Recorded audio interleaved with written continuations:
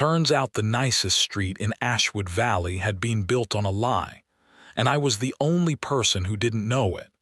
The funny thing is, none of it started with lawyers or survey maps or million-dollar claims. It started with a woman in a tailored navy suit telling me I couldn't drive across my own bridge. And for about 3 seconds, I honestly thought she was joking. If you enjoy true-style stories about small-town power, property rights, and ordinary people refusing to back down, stick around, because this one took a turn none of us saw coming. My name is Ethan Walker, and until last fall, my life was about as ordinary as it gets. I owned a small horse ranch outside the little town of Ashwood Valley, Colorado. My grandfather bought the place after returning from Korea. My father expanded it board by board, fence by fence, and when both of them were gone, the ranch became my responsibility. It wasn't fancy. The barn leaned a little more every winter, the porch squeaked loud enough to wake the coyotes, and the coffee somehow tasted better when the sunrise hit the eastern pasture. I figured I'd spend the rest of my life fixing fences, training horses, and staying as far away from neighborhood politics as humanly possible. Then developers arrived. About 10 years earlier, they built a luxury subdivision on land west of my ranch. Big stone entrances, decorative ponds, walking trails, matching mailboxes, rules for everything from flower colors to mailbox decorations. They called it Cedar Bluff Estates. Nice enough people lived there for the most part. Most of them waved when they drove by. Some bought hay from me. Kids occasionally asked if they could pet the horses through the fence. We got along just fine because our worlds barely overlapped. Until a woman named Victoria Hale became president of the HOA. Victoria had the kind of confidence that made people step out of her way before she even spoke. Perfect hair, expensive sunglasses, smile that never quite reached her eyes. Folks said she'd been a corporate executive before moving here, and she ran the Homeowners Association like it was a Fortune 500 company, instead of a neighborhood full of retired teachers and young families. The first time we actually spoke was on a Tuesday morning. I just finished replacing old boards on the wooden bridge that crossed Willow Creek, the little bridge connecting my ranch house to the county road. Technically, the creek divided my property into 2 sections, and without that bridge, I'd have to drive nearly 6 miles around the ridge every single day. I wiped the sweat off my forehead when I heard an SUV pull up. Victoria climbed out carrying a clipboard. Not a hello, not good morning, just business. Mr. Walker, that's me. I'm Victoria Hale, president of Cedar Bluff Estates. I nodded politely. What can I do for you? She looked past me toward the bridge. You'll need to stop using this crossing immediately. I blinked. I'm sorry. This bridge now falls under community infrastructure guidelines. I laughed. Not because I wanted to be rude, because I genuinely believed she was making a joke. She didn't laugh back. You cannot modify, repair, or use this structure without HOA approval. I stared at her for a long second. Then I looked behind me, then back at her. Ma'am. Yes. This bridge has been here since Ronald Reagan was president. Nevertheless, it sits on my property. According to our records, she tapped her clipboard, it serves as shared community access. I actually smiled. Well, your records are wrong, her expression hardened. Our engineering documents indicate otherwise. My grandfather built this bridge with his brothers. Our documents. My family poured the concrete. Our documents. My taxes pay for it. Our documents. Finally, I shrugged. Then maybe your documents need better reading glasses.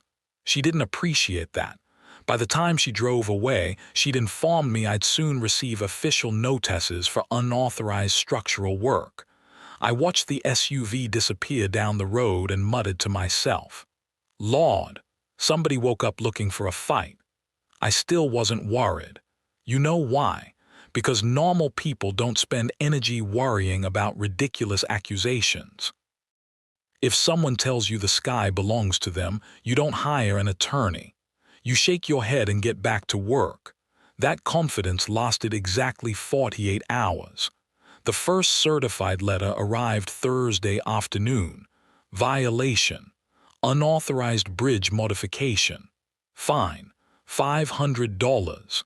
The second notice accused me of operating heavy equipment inside a protected HOA corridor. That heavy equipment happened to be my 30-year-old tractor. The third notice claimed my livestock fencing interfered with community walking access. Community walking access. Across my horse pasture. I spread every letter across my kitchen table and felt something change inside me. Not anger. Not yet. Confusion. Because people don't invent paperwork like this unless they believe someone will back them up. Friday morning, I drove into town to buy feed, and halfway through loading bags into the truck, old Frank Donnelly wandered over. Frank had lived in Ashwood Valley longer than anyone I knew. He leaned against the truck and quietly asked, "Victoria finally found you." I looked up. "You knew," he sighed. "She's been picking people off for almost 3 years." "What do you mean?" "Started small, paint colors, holiday decorations, garden sheds, and when folks argued, she'd somehow discover new property rules." I frowned. "Did anybody challenge her?" Frank rubbed the back of his neck. "A couple did." "What happened?" "They sold." I waited. "They just left." That answer stayed with me all the way home, not because it scared me, because it didn't make sense. Nobody walks away from their home over mailbox regulations. Something bigger had to be happening. Saturday morning proved it. I stepped outside carrying coffee and nearly dropped the mug. Bright orange stakes had been hammered into the grass along my driveway. Fresh survey ribbons fluttered in the breeze. Someone had marked a line straight across my front yard. My first thought was maybe the county had scheduled utility work. Then I noticed the small laminated tags zip-tied to every stake. Cedar Bluff Estates Expansion Survey. I stood there in complete silence.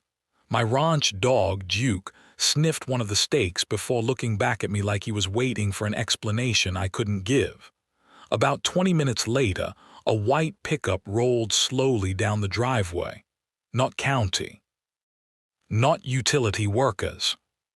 Private contractors. One of them stepped out holding rolled blueprints. "Morning," he said. "We're here to inspect the future walking trail." I stared at him. "What walking trail?" He unfolded the plans. "This one." The blue line crossed my bridge, cut through my pasture, past my barn, and connected directly into Cedar Bluff Estates. I looked from the map to the contractor, then back to the map again. Finally, I asked the only question that mattered. "Who told you this land was for sale?" The man hesitated, then answered with complete honesty. "The HOA said they already controlled it." Right then, something deep in my gut told me this wasn't about fines anymore. Someone somewhere honestly believed they owned a piece of my family's ranch, and if they believed that strongly, there had to be paperwork behind the lie. I didn't know it yet, but before the week was over, I'd uncover a county file that had been gathering dust for nearly 25 years. A file that would change everything I thought I knew about my family's land. I found the county archive buried in the basement of the courthouse, tucked behind rows of faded tax ledgers and survey books nobody had opened in years. If you've never been inside one of those old record rooms, they all smell the same. Dust, yellowed paper, and time. The woman behind the records desk introduced herself as Margaret Ellis. She looked like she'd worked there forever, the kind of person who could remember parcel numbers better than birthdays. When I explained why I was there, she didn't laugh like I expected. Instead, she looked at me over the top of her glasses and asked one simple question. "Did they tell you they owned the bridge, or just the land around it?" That caught me off guard. "The bridge," I answered. She slowly nodded, almost like she'd been expecting that response. "Sit down," she said quietly. "I think you're looking in the wrong place." For the next hour she pulled map after map from oversized drawers. Every survey looked slightly different. Roads shifted. Property lines moved a few feet here and there. Creek names even changed over the decades, but one thing never changed. My family's ranch stayed exactly where it had always been. Then Margaret stopped at a folder stamped "Planning Exhibit Only." She slid it across the desk. "Recognize this?" My stomach tightened. It was the exact map the contractor had unrolled in my driveway. The same walking trail crossing my pasture, the same bridge marked as community access. Only this version carried a bold red stamp across the front, "Not for legal recording, preliminary concept." "You're kidding me," I whispered. Margaret shook her head. "Developers create concept plans all the time. Most never become legal documents." "Then why is the HOA using it?" She leaned back in her chair. "That's a question I'd love to hear them answer." I asked for copies of everything. She printed each page while an old machine hummed behind the counter. Before handing them over, she paused. "Mr. Walker." "Yeah, these planning maps don't transfer ownership. They never did." "Meaning?" "Meaning somebody confused an idea with a legal boundary, or pretended not to know the difference." That sentence stayed in my head all afternoon. There was a huge difference between making a mistake and building authority on something you knew wasn't real. I drove home carrying a thick envelope of records, but I wasn't alone for long. About halfway down the county road, I noticed a black SUV following me. Same distance, every turn, every stop sign. Maybe it was coincidence, maybe not. When I pulled into my driveway, the SUV kept going. Except it slowed just enough for me to recognize Victoria behind the wheel. She didn't wave. She didn't smile. She simply looked at the stack of county documents on my passenger seat before driving away. Somehow she already knew where I'd been. That evening I spread every record across my dining room table. My grandfather's framed photograph sat above the fireplace, and for the first time since this whole mess started, I found myself talking to him out loud. "What did they miss?" I asked. "What did you leave me that I haven't found yet?" Duke lifted his head from the rug, gave me a puzzled look, then went back to sleep. Around 8 o'clock there was a knock at the front door. Standing outside was a woman I'd never met before. Mid-40s, jeans, flannel jacket, nervous smile. "You're Ethan?" she asked. "That's me. My name's Rachel Monroe. I live inside Cedar Bluff Estates." I invited her onto the porch. She looked over both shoulders before speaking. "I probably shouldn't be here." "Why?" "Because Victoria monitors everything." I laughed, thinking she was exaggerating. Rachel didn't laugh. "She has board members watching who visits whom." Suddenly the joke wasn't funny anymore. Rachel reached into her tote bag and handed me a thick envelope. "These are copies, keep them." Inside were HOA newsletters, board meeting minutes, budget summaries, engineering proposals, and dozens of emails. One page immediately caught my attention. A proposal titled "Future Community Greenway Expansion." The proposed route crossed my bridge, crossed my pasture, crossed land the county had just confirmed belonged to me. The date at the top stopped me cold. It had been drafted 18 months before Victoria ever sent me my first violation notice. "She planned this a long time ago," I murmured. Rachel nodded. "She told the neighborhood you'd eventually donate that land." "Donate?" "She said your ranch wasn't profitable anymore. That you'd be grateful if the community maintained it." I actually laughed, not because it was funny, because it was so unbelievably arrogant that my brain didn't know what else to do. Rachel folded her arms. Most of us believed her. Why? Because she always had paperwork. There it was again, paperwork, always paperwork. I thanked Rachel for coming. Before leaving, she hesitated. "There are good people inside that neighborhood, Ethan. We just stopped asking questions because questioning Victoria usually became expensive." After she drove away, I sat on the porch until dark thinking about that sentence. Fear doesn't always arrive wearing a uniform. Sometimes it arrives as late fees, violation notices, and endless meetings until people decide it's easier to surrender than argue. The next morning, I called my father's oldest friend, retired surveyor Ben Holloway. Ben was pushing 75, but his memory was sharper than most GPS systems. He showed up carrying a weathered leather field book he'd kept for decades. After listening to everything, he opened the notebook to a page dated 23 years earlier. "Your dad asked me to verify these creek boundaries before the subdivision broke ground," he said. My heart skipped. "You still have the notes," he smiled. "Never throw away field notes, son." Together we walked the property. Every few hundred feet Ben stopped, checked bearings, and compared them with his original sketches. Finally, we reached the bridge. He tapped one of the old concrete footings with his boot. "Right here." "What?" "Survey monument." I knelt beside him. Buried under years of grass sat a small brass marker embedded in concrete. Ben brushed away the dirt until the engraving became visible. Official county coordinates. Original installation date. "Nobody can legally move this," he said. "It's the anchor for this entire section." I looked toward Cedar Bluff Estates. If this monument matched the county records, then every claim Victoria had made about my bridge was impossible. Ben stood up slowly. "Ethan, I don't think they're guessing anymore." "What do you mean?" He looked across the creek toward the subdivision entrance. "I think somebody counted on nobody ever checking."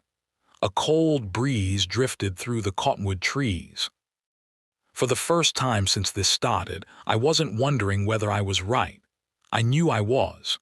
The only question left was whether Victoria Hale honestly believed her own story, or whether she'd spent years building an entire neighborhood's confidence on a map that had never carried any legal weight at all. As I slipped the county records back into their envelope, my phone buzzed with a new email. The subject line read, "Final enforcement notice." But this time, instead of feeling intimidated, I smiled, because I finally had enough evidence to stop defending my land and start uncovering the truth. The next move was mine. The following Monday felt strangely quiet.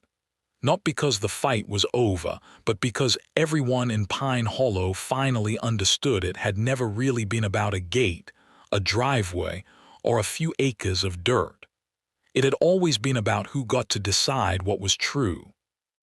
When I pulled into town for coffee that morning, people who had barely looked at me a week earlier nodded as I walked past.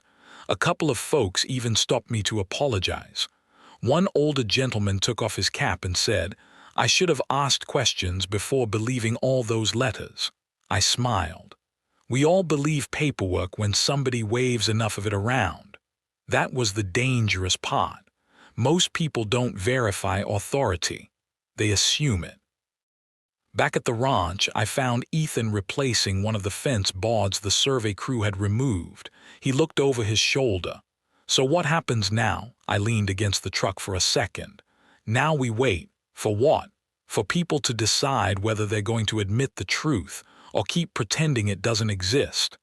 2 days later, they made their choice. A certified letter arrived from the HOA's interim board. Not Heather, not her attorney, the new board. Inside was something I honestly never expected. An official apology. It acknowledged that previous leadership had relied on inaccurate development records, admitted the association had exceeded its authority, and requested a meeting to negotiate a long-term agreement instead of continuing the dispute. I read it twice, not because I didn't understand it, because after months of being treated like the villain, seeing the words "we were wrong" almost didn't feel real. Grace read the letter and gave a small nod. "They're scared." "You think so?" "They've finally hired lawyers who actually looked at the deeds." That afternoon we met inside the county conference room. No television cameras, no shouting, no dramatic speeches, Just a long wooden table, stacks of documents, county officials, and people who suddenly realized arrogance is expensive. The new HOA president, Daniel Mercer, couldn't have been more different from Heather. He looked exhausted before the meeting even started. "Mr. Carter, I'd like to begin by saying we're here to solve this. Not fight it." I appreciated that because, truthfully, I never wanted a war. I wanted my land left alone. The county surveyor projected every parcel onto a large screen. One by one, every disputed section lit up. The walking trail, mine; the fishing dock, mine; half the visitor parking lot, mine; the community picnic pavilion, mine. You could almost hear people doing math inside their heads. Daniel rubbed his forehead. "So we've been maintaining facilities on private property all these years?" The county attorney answered quietly, "Yes." "And every violation notice sent to Mr. Carter, legally unenforceable?" Silence. Real silence. The kind that settles over a room when nobody has another argument left. Daniel finally looked at me. "What do you want?" That question surprised everyone. Probably because they expected revenge. Instead, I slid one page across the table. A renewable lease, fair market value, maintenance responsibility staying with the HOA, public access remaining exactly as it had been. The only condition: no homeowner would ever again receive a violation without documented legal authority. Daniel looked up. "That's it. That's enough." Grace smiled slightly beside me. "Sometimes the biggest victory isn't taking everything. It's making sure nobody else gets treated the way you were." The agreement was signed before sunset. No applause, no celebration, just pens scratching across paper. Honestly, that sound felt louder than any courtroom victory could have. A few weeks later, something unexpected happened. Families started using the trail again. Kids rode bicycles across the bridge. Neighbors gathered at the pavilion without wondering who might be measuring their mailbox or counting flower pots. The place actually felt like a neighborhood, not an inspection zone. One evening, Miguel walked over carrying 2 fishing poles. "You busy?" "Never too busy to fish." We sat on the dock until the sun disappeared behind the hills. After a while, he laughed. "You know what's funny?" "What?" "This whole thing started because somebody couldn't stand looking at your cattle gate." I laughed too. "No. It started because somebody believed power mattered more than honesty." Those are 2 very different things. Months passed. The county completed its investigation. Several former board decisions were officially overturned. Improper fines were refunded. Policies were rewritten. Training became mandatory for future board members. Heather eventually sold her home and moved away before the civil case was finished. I never saw her again. People asked whether I hated her. The honest answer: no. Anger burns too much energy. Besides, the law had already done what anger never could. It drew a clear line. One afternoon, I walked out to the old oak tree where my father used to sit after checking fences. I unfolded the original deed one more time. The paper was worn, corners soft from decades of being handled. My father always said something I never fully appreciated until all this happened: "Land remembers who respects it." Back then, I thought he was talking about farming. Turns out, he was talking about character. As the wind moved through the pasture, I looked across the same hills my family had worked for generations. Nothing looked different, yet somehow everything felt different. Because ownership isn't just recorded at the courthouse. Sometimes it's proven by refusing to surrender when everyone tells you you're wrong. And if there's one lesson I carried away from all of this, it's simple. Never confuse confidence with authority. The loudest person in the room isn't always right. The thickest binder isn't always truthful. And the law has a funny way of rewarding the person who takes the time to verify the facts instead of believing the loudest voice. If you've ever had someone abuse a little bit of power and expected you to stay quiet, I'd really like to hear your story. Leave a comment below and tell me what happened. Do you think I should have demanded every dollar the HOA legally owed? Or was reaching a fair agreement the better outcome? I'm genuinely curious where you stand. And if you enjoy stories about ordinary people standing their ground with patience, evidence, and a little stubborn determination, don't forget to subscribe. We've got plenty more stories ahead, and I think you're going to enjoy the next one.